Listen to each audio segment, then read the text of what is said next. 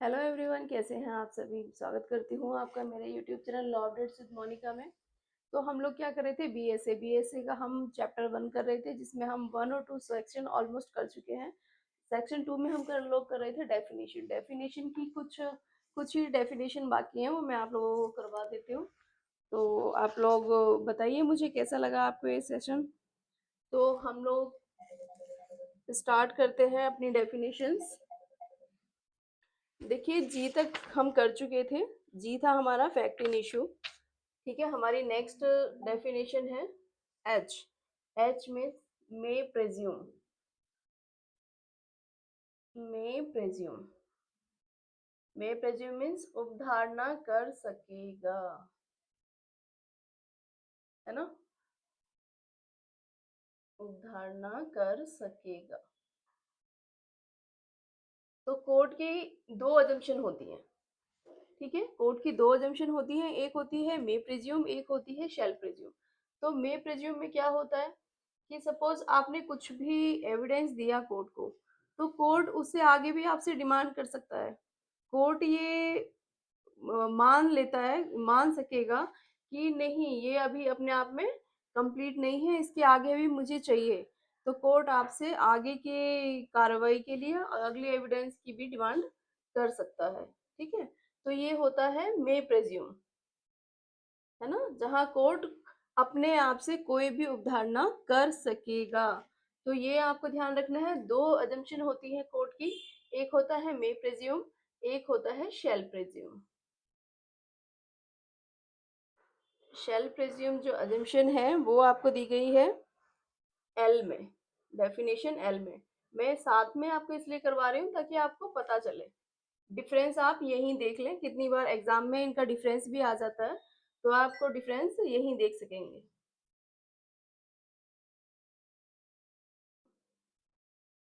उपधारणा करेगा। अब आप ये देखिए, ये है मे प्रिज्यूम, उपधारणा कर सकेगा। शैल प्रिज्यूम, उपधारणा करेगा। तो कोर्ट क्या होता है, सपोज आपने कोई एविडेंस दिया, कोर्ट को लगता है नहीं ये सफिशिएंट नहीं है, तो कोर्ट उसके एक्सिस्टेंस और नॉन एक्सिस्टेंस के लिए आगे भी आपसे डिमांड कर सकता है कि मुझे आगे के लिए भी कुछ एविडेंस चाहिएंगे किसी चीज को प्रूव करने के लिए। तो वो होता है, कोर्ट का अजम्पशन होती है कि नहीं, ये अपने आप में सफिशिएंट नहीं है, तो इसके लिए आगे भी चाहिए। तो ये उसको कैलकुलेट होगा मे प्रेज्यूम में। और जहां कोर्ट कंफर्म कर दे, confirm in the sense court ये प्रेज्यूम कर ले कि हाँ ये हो चुका है, ये ही है बिल्कुल। सपोज किसी ने, इस बंदे ने, है ना, ये बंदा, चलो हम ऐसे ही बना देते हैं, इस बंदे ने मर्डर कर दिया किसी दूसरे बंदे का। ठीक है, अब कोर्ट के पास गए एविडेंस, कुछ एविडेंस ऐसे हैं, कोर्ट को लगता है ये सफिशिएंट नहीं है, तो कोर्ट क्या करेगा, आगे भी डिमांड कर सकेगा। और इसमें क्या है, यदि कोर्ट को लगता है यहाँ ये एविडेंस आपने जो प्रूफ दिए हैं एविडेंस के तौर पे, और कोर्ट को लगता है कि नहीं ये सफिशिएंट है, ये कहने के लिए कि हाँ ये मर्डर हो चुका है ना, तो उसमें क्या है, कोर्ट ये प्रिज्यूम कर लेगा नहीं भैया यही बंदा गलत है। तो कोर्ट की दो अजम्पशन होती है, मे प्रिज्यूम, शैल प्रिज्यूम। जिसमें कोर्ट अपने आप से प्रिज्यूम कर सकता है वो है मे प्रिज्यूम, और जहां करेगा ही करेगा वो होता है शैल प्रिज्यूम। ठीक है, ये कोर्ट की तरफ से बाउंड होता है कि कोर्ट ने तो भैया मान ही लिया कि ये ही है, ये ही हो चुका है, तो ये जाएगा आपका शैल प्रिज्यूम। ठीक है जी, ये आप ध्यान रखना, कोर्ट की दो अजम्पशन होती है, मे प्रिज्यूम और शैल प्रिज्यूम। नेक्स्ट है आपका डेफिनेशन आई, नॉट प्रूव।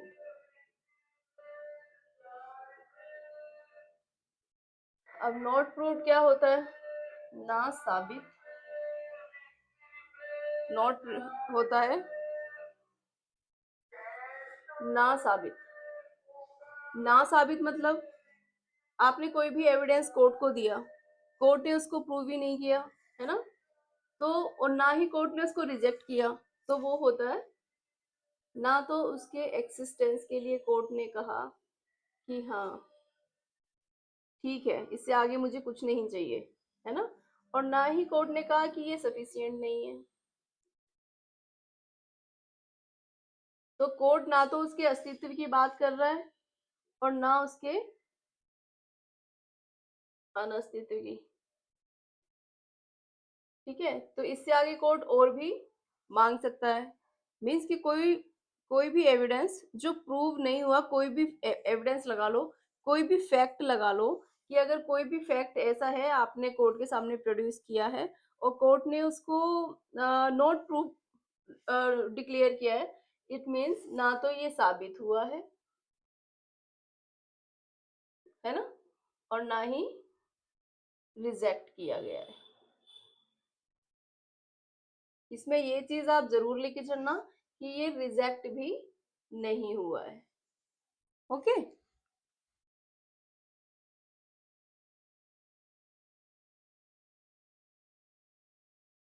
तो उसको क्या बोलेंगे हम? वो होता है ना साबित, ना तो वो साबित किया गया है और ना ही वो रिजेक्ट किया गया है, तो दैट इज कॉल्ड ना साबित। नेक्स्ट है प्रूव्ड। जब कोई फैक्ट या कोई एविडेंस या कोई भी thing you have produce before court, आपने कोर्ट के सामने उसको प्रोड्यूस कर दिया है, तो कोर्ट ने और उसको प्रूव कर दिया है, यस आपने, दो फ्रेंड थे, दोनों में झगड़ा हो गया, मार पिटाई हो गई, आप उसने इसने कोर्ट को दिया, ये कोर्ट है जी, इसने कोर्ट को दिए एविडेंस, ठीक है, कुछ फैक्ट बताए, तो कोर्ट को लगा कि हाँ ये इस मैटर पे सफिशियंट है, that is proved that in दोनों में फाइट हुई है और इसने इसको मारा है। तो जो फैक्ट ये प्रूव कर दे, जो फैक्ट कोज को प्रूव कर दे कि हाँ ये कारण हुआ है, ये इस वजह से ये चीज हुई है, घटना को आपकी प्रूव कर दे, that fact is called prove fact. ठीक है जी। नेक्स्ट है आपका रेलेवेंट। मैं आपको बुक से इसलिए पढ़ा रही हूँ ताकि कोई भी गलती मुझसे भी ना हो जाए, ताकि आपको आपका क्या एक भी पॉइंट ना छूटे। मैं नहीं चाहती कि आपका एक भी पॉइंट छूटे। तो समटाइम्स ऐसा हो जाता है, हो सकता है मुझसे भी गलती हो जाए, हो सकता है आपसे भी हो जाए। तो अगर हमारे पास ये बुक रहेगी तो ना गलती मुझसे होगी ना आपसे होगी। तो इसीलिए मैं आपको बुक से पढ़ा रही हूँ, और बुक से पढ़ना बहुत कंपलसरी होता है ताकि आपको ईच एंड एवरी फैक्ट का पता चले। अब रेलेवेंट क्या होता है? हिंदी में होता है सुसंगत। ठीक है, किसी भी घटना से रिलेटेड, किसी भी मैटर से रिलेटेड जितने भी तथ्य होते हैं, मैटर से रिलेटेड, मेन तो आप समझ लो किसी से रिलेशन होना चाहिए, है ना, उसका उससे रिलेशन होना चाहिए, तभी वो रेलेवेंट फैक्ट कहलाते हैं। सपोज आप क्या कहोगे कि ये दोनों आपस में झगड़े, ठीक है, मैंने इसको मारते देखा, ये इसको मार रहा था, है ना, इसके हाथ में चाकू भी था, ऑल दीज आर, ठीक है, इसके हाथ में चाकू था, इसको वहां जाते देखा, इसका ब्लड हमने निकलते देखा, और ये मार खा रहा था ये भी देखा। तो all these fact are relevant fact of matter, fact are relevant fact. ठीक है भैया, इस दोनों में आपस में झगड़ा हुआ, झगड़ा चला गया कहाँ? कोर्ट में, है ना। अब कोर्ट ने पूछा बता दो भाई क्या क्या हुआ है, तो इसने कहा कि इसने इसको नहीं मारा। भाई चोर तो ये नहीं कहेगा मैंने चोरी की, वो तो यही कहेगा ना कि हाँ मैंने तो नहीं मारा। अब ये तो क्लेम कर रहा है भैया इसने मुझे मारा। अब कोई थर्ड पर्सन आता है, थर्ड पर्सन कहता है हाँ मैंने इसको जाते भी देखा, इसको इसे मारते भी देखा, इसके हाथ में नाइफ भी था, इसने इससे अटैक किया।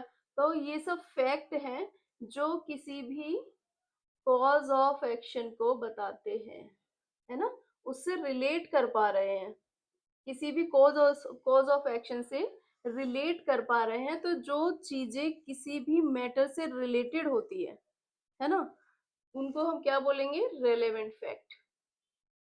जैसे कितनी बार होता है ना कि दो फ्रेंड है ना, कितनी बार ऐसा होता है कि हाँ हम दो फ्रेंड हैं, किसी तीसरे को भी पता है कि हम दो फ्रेंड हैं, अगर हम में कोई भी फाइट होती है तो तीसरा वाला भी कह सकता है कि हाँ ये इसका फ्रेंड था। तो that is relation between two, है ना। तो उस इस झगड़े का क्या कारण हुआ कि दो फ्रेंड्स के बीच में झगड़ा हुआ, और इसके जितने भी कॉज ऑफ एक्शन के जो भी फैक्ट थे वो सब रिलेट कर पा रहे हैं झगड़े से, कोर्ट में ये प्रूव हो चुका है। तो that is called relevant fact. मतलब किसी भी मैटर से जो रिलेटेड होते हैं, जिनका आपस में रिलेशन होना चाहिए। अब ये नहीं कोई ये कहते हाँ मैंने परसों देखा था, मार पिटाई तो आज हुई उनके बीच में, लेकिन कोई बोल दे नहीं मैंने परसों तो देखा था इसको उस तरफ जाते हुए। तो ऐसा नहीं होता है। आपका टाइम भी रिलेट करना चाहिए कॉज ऑफ एक्शन से। अगर ये बोल देता थर्ड पर्सन कि हाँ हमने इसको जाते देखा था तभी, उससे 10 मिनट पहले, उसी दिन जिस दिन कॉज ऑफ एक्शन हुआ है, तो that is called relevant fact. मतलब उससे रिलेटेड होना चाहिए, है ना।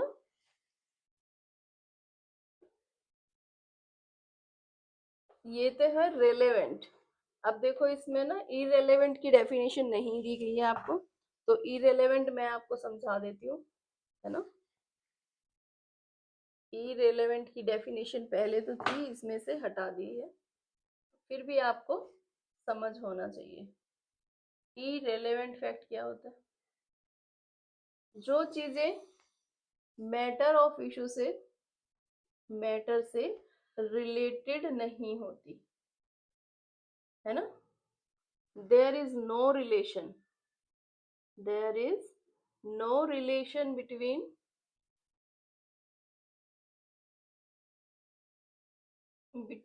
द थिंग्स,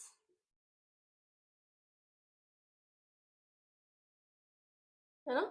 उनके बीच में कोई रिलेशन नहीं होता है, किसी भी मैटर, कोई सपोज कोई मैटर हो गया भाई, यहाँ कोई मैटर हो गया, ठीक है।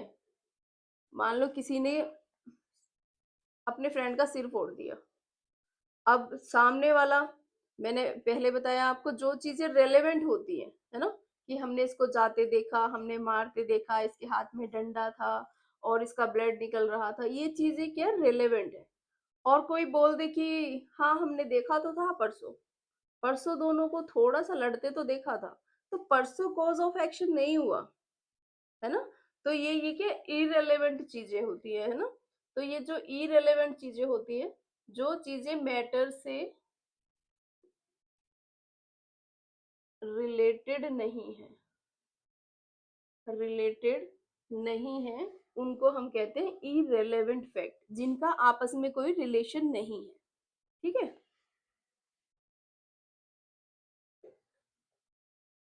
ये चीजें, ये छोटी छोटी चीजें, लेकिन आपको पता होनी चाहिए, इनकी डिटेल आपको पता होनी चाहिए, ताकि आपको ये कहीं भी कंफ्यूजन ना हो। आप इन चीजों को अपनी डेली लाइफ में, डेली जो आपका रूटीन है उसमें इन्वॉल्व करके देखो, आपके आसपास जो भी चीजें होती है तो उनमें आप क्या चीजें रेलेवेंट है, क्या इरेलेवेंट है ना। इन चीजों को आप यदि ऑब्जर्व करना स्टार्ट कर देंगे ना, तो आप अपने आप ही इन चीजों को समझ पाएंगे। तो यहाँ पर हमारा ये चैप्टर खत्म हो जाता है, ठीक है। इसमें देखो हमें इसमें सिर्फ ये 12 डेफिनेशन दे रखी है जो हमारी कंप्लीट हो चुकी है, ठीक है। ये चैप्टर खत्म हो गया, कल हम नया चैप्टर स्टार्ट करेंगे, रेलेवेंसी ऑफ फैक्ट, ठीक है। इसकी रेंज है 2 से लेकर, है ना, 2 से स्टार्ट है इसकी रेंज। आप लोगों को देखो इसका इंडेक्स भी बहुत अच्छे से पता होना चाहिए, इसीलिए क्या मैं भी आपके सामने सिर्फ इसी बुक से कर रही हूँ, ताकि आपको किसी तरह की कंफ्यूजन ना हो, है ना। तो ये पार्ट 2 है इसका, चैप्टर 2 का पार्ट 2 है। और ये इसमें सभी जितनी भी इम्पोर्टेंट इंफॉर्मेशन है सब इसी के अंदर है। इसकी ये 2 से लेके 50 तक हमारा चैप्टर स्टार्ट होगा सेकंड, है ना। हमारा चैप्टर सेकंड स्टार्ट होगा, चैप्टर 2, उसकी रेंज है 2 से लेके 50 तक, ठीक है। और चैप्टर 2 हमारा क्या बताता है? रेलेवेंसी ऑफ फैक्ट, है ना। इसको हम और भी डिटेल में पढ़ेंगे इन चीजों को, ठीक है। और ये कौन सा पार्ट है? That is part 2। तो इसको हम कल स्टार्ट करेंगे, ठीक है। तब तक आप ये इन चीजों को अच्छे से पढ़ लीजिए, है ना। ज्यादा नहीं है, एक और दो दो ही सेक्शन है, लेकिन इसकी जो डेफिनेशन है वो बहुत इंपॉर्टेंट है। एग्जाम में सभी पॉइंट आते हैं, और अगर आपने ये चीज समझी तभी आप आगे एविडेंस को समझ सकते हैं। तो thank you so much. Okay, तो आप ये कंप्लीट करें। मैं आपको ऐसे ही सीरीज में करवाऊंगी, पूरा सिलेबस करवाऊंगी, एक एक बुक करवाऊंगी, डिटेल में कराऊंगी। आपको कहीं पे भी प्रॉब्लम हो आप मुझे कमेंट बॉक्स में लिख सकते हैं, मैं उसको दोबारा भी आपको एक एक पॉइंट में भी समझा दूंगी, ठीक है। तो थैंक यू सो मच।